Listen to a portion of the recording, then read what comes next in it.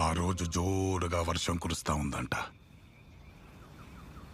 తెల్లోళ్ళు మన దగ్గరున్న సొమ్మంతా దోచుకుపోయి ఒక నౌకలో పోతా ఉండారు.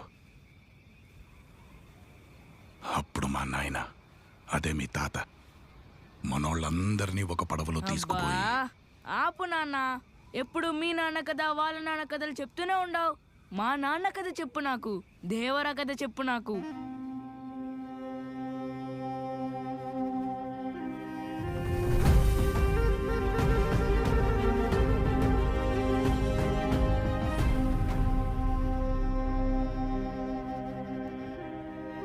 తరువాత తరానికి చెప్పుకునే అంత కథలు కావురా మీ నాయనవి.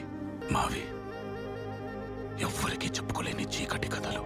బతికున్నావే గాని భావితరాలకి కథలుగా చెప్పుకునేలా ఈ బతుకులు మారతాయో లేదో మాకు కూడా తెలియదు.